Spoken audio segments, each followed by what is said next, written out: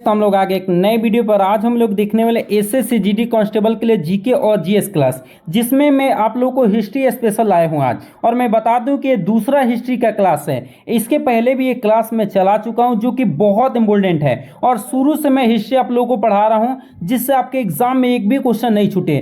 चाहे आप किसी भी कॉम्पिटिशन की तैयारी कर रहे हैं, प्रॉपर आप वीडियो को वॉच करें तो मैं बता रहा हूं ना, उतना बेहतर करेंगे जितना खुद से वादा नहीं किया है। और देखिए, पढ़ाने के पश्चात बहुत सारे क्वेश्चन लाया हूं, ये देख रहे हैं, ये सभी क्वेश्चन को लाया हूं आप ही के लिए, ताकि आप पढ़ के इन क्वेश्चन को कर पाए कि एग्जाम में आखिर क्वेश्चन कैसे आते हैं। सबसे जरूरी होता है कि समझना कि आखिर क्वेश्चन एग्जाम में कैसे आते हैं और हमें तैयारी कैसे करनी है। ऐसा जुनून रहेगा तो मैं बोल रहा हूं ना कि उतना बेहतर करेंगे जितना खुद से वादा नहीं है। और हिस्ट्री देखिए, लाइन बाय लाइन मैं आप लोगों को पढ़ा चुका हूं और आज भी मैंने जितने भी हिस्ट्री का पॉइंट लाए हूं ये सब के सब बहुत ज़्यादा इंपॉर्टेंट हैं और आपके एग्जाम के लिए बहुत इंपॉर्टेंट है। और एकदम बेसिक से मैं आप लोगों को पढ़ा रहा हूं जिससे आपका एग्जाम बिल्कुल क्लियर हो जाएगा और आप उतना बेहतर करेंगे जितना खुद से वादा नहीं किए हैं। तो आइए हम लोग वीडियो को स्टार्ट करते हैं और एक एक करके क्वेश्चन को समझते हुए चलते हैं और फिर आप लोग को आगे मैं पढ़ाऊंगा। देखिए, मैं यहाँ तक मैं पढ़ा दिया कि हिस्ट्री का जनक कौन है, कौन सा बुक लिखे हैं, प्राग ऐतिहासिक काल क्या है, आग का आविष्कार किस काल में हुआ था, पहिए का आविष्कार किस काल में हुआ था, मनुष्य ने घर बनाने का कला कब सीखा था, मनुष्य ने सबसे पहले पालतू जानवर किसको बनाया था, कृषि का आविष्कार कब शुरू हुआ था, मनुष्य ने तांबा का सबसे पहले प्रयोग किया था, ये सबसे पहला अगर औजार बनाया था वो कुल्हाड़ी बनाया था। और क्या कृषि करने की शुरुआत कहाँ से, मेहरगढ़ से प्राप्त हुई थी, जो अभी कहाँ है, पाकिस्तान में है। ये सब कुछ मैं आप लोगों को क्या किया हूँ, पढ़ा दिया हूँ। अभी तक इस वीडियो को, अपने पिछले वीडियो को नहीं देखा है तो सबसे पहले उस वीडियो को देख के आइए। और आज मैं चालू करने वाला हूँ वेद के बारे में, और वेद के बारे में डिटेल आज जानेंगे लो, समझेंगे लो और एक एक करके क्वेश्चन को समझते हुए चलेंगे तो आप बहुत बेहतरीन करने वाले हैं। देखिए, वेद के बारे में हम लोग जानने वाले हैं। भारत में सबसे प्राचीन में वेद जो कहा गया ना, तब वेद का मतलब क्या होता है, ज्ञान होता है। याद रखिएगा कि प्रमुख वेद, भारत के सबसे प्राचीन ग्रंथ जिसे हम वेद कहते हैं, और इसका शाब्दिक अर्थ ही क्या होता है, ज्ञान होता है। याद रख लीजिएगा कि सबसे प्राचीन ग्रंथ कौन सा है, वेद है, और इसका अर्थ क्या होता है, इसका अर्थ होता है ज्ञान। ध्यान रखिएगा। और वेदों की संख्या कितनी है, 4 है। ऋग्वेद है, यजुर्वेद है, सामवेद है, अर्थवेद है। ये आपको याद रखना है, एग्जाम में पूछ देगा क्या कि वेद का अर्थ क्या होता है, तो वेद का अर्थ क्या होता है, ज्ञान होता है। याद रखिएगा। वेद कितने प्रकार के होते हैं ये भी क्वेश्चन पूछा गया है, तो वेद कितने प्रकार के होते हैं, तो आप लोग को याद रखना है वेद 4 प्रकार के होते हैं। सबसे पहला वेद कौन सा है, ऋग्वेद, दूसरा वेद यजुर्वेद, और तीसरा सामवेद, और चौथा है अर्थवेद, अथर्ववेद। याद रखिएगा, जिसमें हम लोग ऋग्वेद के बारे में पढ़ने वाले हैं। सबसे प्राचीन वेद है कौन सा, ऋग्वेद, और इसमें 10 मंडल है। मंडल कितने हैं, 10 हैं। सूक्त कितना है, तो आपको याद रखना है 1028, और यहाँ ऋचाएं कितनी है, 10,580। एग्जाम में आपसे क्या पूछेगा कि ऋग्वेद में कितने मंडल हैं, तो आपको याद रखना है कि 10 मंडल हैं। पूछ देगा कि ऋग्वेद में कितने सूक्त हैं, तो आपको याद रखना है 1028। पूछ देगा कि ऋग्वेद में कितने ऋचाएं हैं, तो 10,580 हैं। याद रखिएगा। और यहाँ से क्वेश्चन ये पूछा गया है, एसएससी जीडी 2023 में यहाँ से क्वेश्चन आया हुआ था, इसीलिए यहाँ पे मार्क किया गया है कि एसएससी जीडी में यहाँ से क्वेश्चन क्या किए गए थे, पूछे गए थे। इसलिए प्लीज आप लोग से रिक्वेस्ट है कि आप लोग हर नोट्स को लिखते जाइएगा और याद करते हुए चलिएगा। देखिए, जितने भी बक्सा बनाया गया है ये सब पॉइंट वाइज पॉइंट लिखा गया है, ये सब इंपॉर्टेंट है। देखिए, ऋग्वेद में मंत्रों के समूह को सूक्त कहा जाता है। ऋग्वेद के मंत्रों को क्या कहा जाता है, सूक्त कहा जाता है। एग्जाम में पूछ सकता है कि ऋग्वेद मंत्रों के समूह को क्या कहा जाता है, सूक्त कहा जाता है। ऋग्वेद की कितने शाखाएं हैं, तो आपको याद रखना है 5 शाखाएं हैं। देवता सोम का उल्लेख किस मंडल में है, तो 9वें मंडल में है। और ऋग्वेद में कितना नदी की चर्चा है, तो 25 नदियों की क्या है, उल्लेख मिलता है। आपसे एग्जाम में क्या क्वेश्चन पूछेगा कि बताइए कि ऋग्वेद में कितने नदियों की चर्चा मिलती है, तो आपको बताना है कितना, 25। पूछ देगा कि 9वें मंडल में किस देवता का उल्लेख है, तो देवता सोम का क्या है, उल्लेख है। अगला क्या, देखिए, अभी तक मेरे चैनल को सब्सक्राइब नहीं किया तो प्लीज़ सब्सक्राइब कर दीजिए।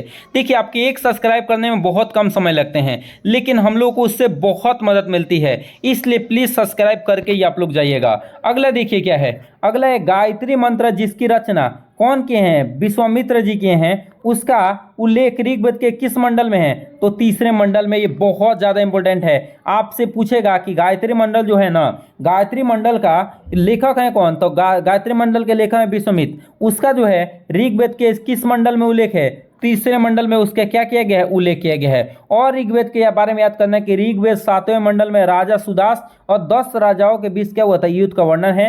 इस युद्ध में राजा सुदास ने क्या जीत हासिल हुई थी और यह रावी नदी के पास हुआ था। वर्तमान में से कौन सी नदी, रावी नदी के तट पर यह जीता हुआ था, वो जिसमें कौन जीते थे, राजा सुदास ने क्या किए थे, इस युद्ध को क्या कहते थे, जीते थे।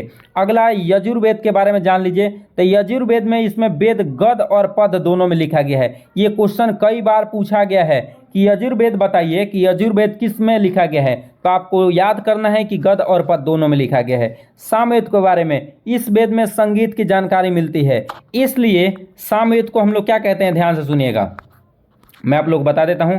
इसलिए इसे क्या भारतीय संगीत का जनक कहा जाता है, किसे, सामवेद को। और सामवेद ही सबसे छोटा वेद है, याद रखिएगा। सबसे छोटा वेद कौन सा है, सामवेद, और इसमें धुनों और मंत्रों का संग्रह है। और ये क्वेश्चन 27 जनवरी 2023 में क्या किया गया, पूछा गया था। क्या क्वेश्चन पूछा गया था कि वह कौन सा वेद है, सुनिए क्वेश्चन, वह कौन सा वेद है जिसमें धुनों और मंत्रों के संग्रह का चर्चा है, तो कौन सा है, तो आपको याद रखना है सामवेद है। कौन सा, सामवेद है। सामवेद, संगीत से सामवेद, याद रखिएगा, संगीत से कौन सा, सामवेद, जिसमें संगीत की चर्चा है, इसीलिए भारतीय संगीत का जनक ही क्या, सामवेद को कहा जाता है। और इसके बाद हम लोग जानते हैं अर्थवेद के बारे में।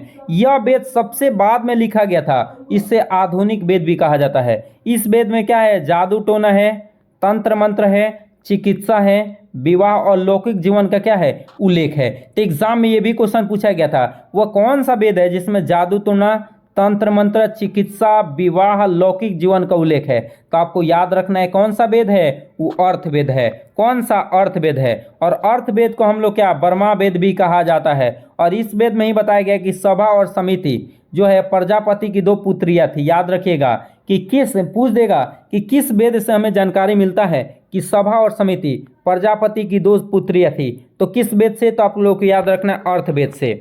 और देखिए क्या है, आपको याद रखना है कि वेद की कुल संख्या, वेदांग की कितनी कुल संख्या है, 3 संख्या है, 6, शिक्षा, ज्योतिष, व्याकरण, कल्प, निरुक्त, छंद। ये भी क्वेश्चन पूछा गया था कि वेदांग की कुल संख्या कितनी है, 6 है। तो नाम भी आपको याद रखना है, कौन कौन है, शिक्षा है, और कौन है, ज्योतिष है, व्याकरण है, कल्प है, निरुपस्थ है, और क्या है, छंद है। याद रखिएगा।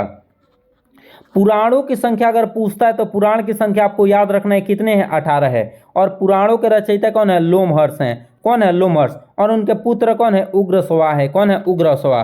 और पुराण किसमें सबसे प्राचीन और प्रामाणिक पुराण कौन है, मत्स्य पुराण है। सबसे एग्जाम में पूछा गया है कि सबसे प्राचीन और प्रामाणिक पुराण कौन सा है, तो मत्स्य पुराण याद रखना है। और वर्तमान उपलब्ध पुराण गुप्तपाल के आसपास के है। याद रखिएगा कि वर्तमान में जो पुराण उपलब्ध है वो किस वंश के है, गुप्तपाल के है। और उसके बाद बता दो विष्णु पुराण का संबंध किस वंश से है, तो ये याद रखना है मौर्य वंश से। एग्जाम में पूछा गया था कि विष्णु पुराण का संबंध किस काल से, किस वंश से है, तो मौर्य वंश से। मत्स्य पुराण का है सातवाहन वंश से। और वायु पुराण का संबंध गुप्त वंश से है। ये बहुत इंपॉर्टेंट है। ये वंश जो हैं, जैसे में क्या, वायु पुराण का गुप्त वंश से, मत्स्य पुराण का सातवाहन वंश से, और विष्णु पुराण का मौर्य वंश से। ये बहुत ज़्यादा इंपॉर्टेंट है, याद रख लीजिएगा लोग। अगला देखिए क्या है, अर्थशास्त्र के लेखक कौन है, चाणक्य। ये चाणक्य किसके मंत्री थे, तो ये चाणक्य जो है चंद्रगुप्त मौर्य के क्या थे, ये प्रधानमंत्री थे, किसके, चंद्रगुप्त मौर्य के। और इनको ही कौटिल्य के नाम से जाना जाता है। ये बुक लिखे हैं क्या चीज़, अर्थशास्त्र। और इन्हीं के सहायता से चंद्रगुप्त मौर्य ने धनानंद को हराया था और मगध के गद्दी पे क्या किया था, बैठा था। याद रखिएगा।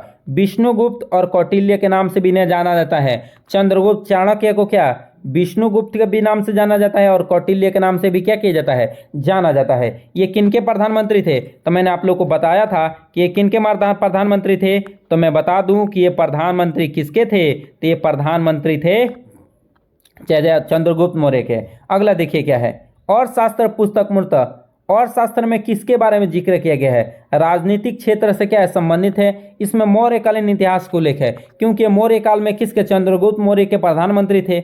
याद रखिएगा। और क्या, राजत रंगिनी पुस्तक के लेखक कौन है, कलहण है। और इस पुस्तक में कश्मीर के राजाओं का इतिहास का वर्णन है, ये भी आपको याद करना है।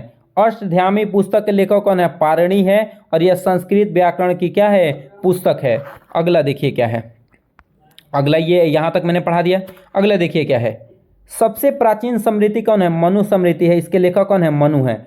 जैन साहित्य का आगमन कहा जाता है। देखिए, जैन साहित्य को क्या कहा जाता है? आगम कहा जाता है। जैन धर्म का प्रारंभिक इतिहास कल्पसूत्र नामक पुस्तक से क्या वर्णित है, और इसके लेखक कौन है? भद्रबाहु हैं। याद कर लेना है। और क्या, एक और पॉइंट देखिए, जातक कथा है बौद्ध धर्म से संबंधित है, और इसमें महात्मा बुद्ध की जीवन की कहानियां लिखा गया है। याद रखिए, एग्जाम में पूछता है कि महात्मा बुद्ध की जीवन की कहानियां किस में लिखा गया है, तो गौतम बुद्ध जातक कथाओं में। भारत का सबसे प्राचीन नगर मोहनजोदड़ो है। इसके बारे में हम लोग कल चर्चा करने वाले हैं। इसके पहले हम लोग इंपॉर्टेंट क्वेश्चन को देख लेते हैं, जो कि अभी पढ़े हुए हैं, उसी से जुड़ा हुआ क्या है? इंपॉर्टेंट क्वेश्चन है। देखिए क्वेश्चन क्या है यहाँ पे, अभी मैंने पढ़ा है, उसी से इंपॉर्टेंट क्वेश्चन है। आधुनिक वेद के नाम से किसे जाना जाता है? ऋग्वेद, सामवेद, यजुर्वेद, अर्थवेद। तो मैं बता दूं कि अर्थवेद को ही क्या आधुनिक वेद के नाम से क्या किया जाता है? जाना जाता। अगला देखिए, अभी आप लोगों ने पढ़ा है कि पुराणों की संख्या कितनी है? 3 है, 5 है, 108 है, 18 है। तो मैं बता दूं कि पुराणों की संख्या कितनी है? 18 है। ये उपनिषद की संख्या, ये भी याद रख लीजिएगा कि उपनिषद की संख्या, तो उपनिषद की संख्या कितना? तो उपनिषद की संख्या 118 है। और वेद की संख्या कितना होता है? तो वेद की संख्या कितना होता है? 4 होता है। याद रखिएगा। अगला देखिए, अभी आप लोगों ने इसको पढ़ा था, अभी आप लोगों ने पढ़ा है, और इसका आंसर आप लोग जरूर बताएंगे कि किस वेद में जादू टोना, तंत्र मंत्र, चिकित्सा, विवाह और लौकिक जीवन का उल्लेख है? ऋग्वेद, सामवेद, यजुर्वेद, अर्थवेद। तो मैं बता दूं कि इसका राइट जवाब क्या होने वाला है? अर्थवेद। क्या होने वाला है? अर्थवेद। अगला देखिए क्या है, किस वेद से बताया गया कि सभा और समिति प्रजापति की 2 पितृयां हैं? ऋग्वेद, सामवेद, यजुर्वेद, अर्थवेद। तो मैं बता दूं कि इसका राइट जवाब क्या होने वाला है? अर्थवेद। अभी सभी क्वेश्चन हम लोग देखे थे। और देखिए, वेदांग की संख्या कितनी है? 4 है, 6 है, 5 है, 2 है। तो मैं बता दूं कि इसका राइट जवाब क्या होने वाला है? 6 होने वाला है। क्या होने वाला है? 6 होने वाला है। अभी हम लोगों ने पढ़ा था, पुराण से संबंधित है, गुप्त काल से ही है। तो अभी जो वर्तमान में है वो गुप्त काल से है। आप लोग कमेंट करके बताइए कि विष्णु पुराण का संबंध किससे है और मत्स्य पुराण का संबंध किससे है, और ये दोनों आप लोग आंसर कमेंट में जरूर बताइए। यहाँ पे देखिए वही आ गया कि मत्स्य पुराण का संबंध किस वंश से है? गुप्त वंश, मौर्य वंश, सातवाहन वंश, गुप्त वंश। तो मैं बता दूं कि इसका राइट आंसर होने वाला है सातवाहन वंश से। अगला देखिए क्या है, अर्थशास्त्र के लेखक कौन है? चंद्रगुप्त मौर्य, चाणक्य, अशोक, सभी। तो मैं बता दूं कि इसका राइट जवाब होने वाला है चाणक्य। और अभी ने हम आपको बताए थे कि चाणक्य किसके प्रधानमंत्री थे, और इनकी सहायता से कहाँ पे युद्ध किसने जीता था, ये कमेंट में जरूर आप लोग इसका आंसर बताइएगा। चलिए मिलते हैं अगले वीडियो में, तब तक के लिए जय हिंद।